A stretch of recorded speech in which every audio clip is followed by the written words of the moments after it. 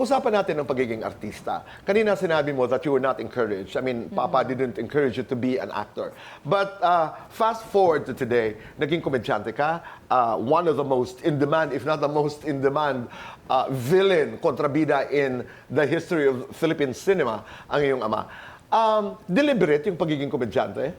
No. Talaga nangyari lang? Yes. And thankful ako doon kasi because of that, di kami na-compare. Okay. Paano nangyari?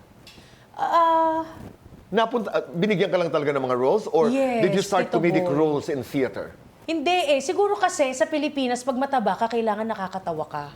So parang doon na yung path na napunta ko hanggang sa nahasa ng nahasa in everyday life. Pag pinag-uusapan ng kontrabida, Rez, paano ba maging mahusay na kontrabida? Nung araw, yung kontrabida ay black and white. May mga actuations or movements na indicating, parang guns ako.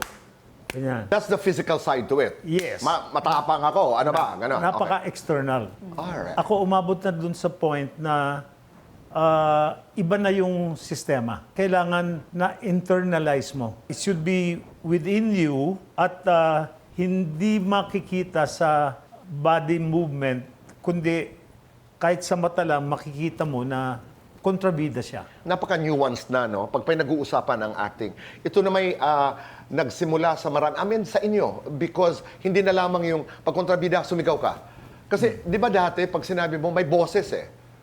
Alis! Di ba yung kontrabida na yun? Tito Boy! Meron, di ba? Where did that come from? I internalized. Tama yung sabi mo na noon, pag sinabi mo kontrabida, meron ng kaagad forma. Parang yun ang cliche. Tama. So, ngayon, umabot ako sa point na avoid cliche. Alright. Parang mas effective ka kung gagawin mo yung hindi nila inaasahan. Humanize, ika nga, the kontrabida. Noon, ang kontrabida may forma na. Aling Belia, Flores, halimbawa, Yes. kahit hindi pa magsalita, meron ng forma. Oo. Anong napapanood mo noon? Pag kontrabida, without having to say a word. Paano ba? Mapagmataas. Ganon, di ba? Linyahan mo yan ng kahit anong linya.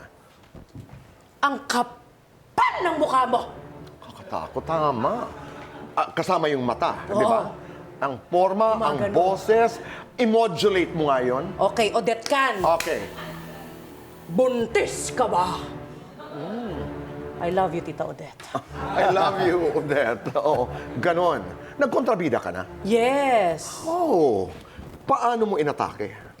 Paano ba? Ganon din, mata-mata. Mata-mata. Mata-mata. Sige nga, mag-usap nga tayo, mata-mata. Pero ngumingiti. Nakatakot yun. Yes! Parang pasay ko, di ba? Oo. Halika. Doon tayo. Ikaw, boy, paano ka ngayon kung ikaw ang magiging kontrabida? Tama ba, Daddy? Oo. Are you proud of me? Kahit nakatalikod ka.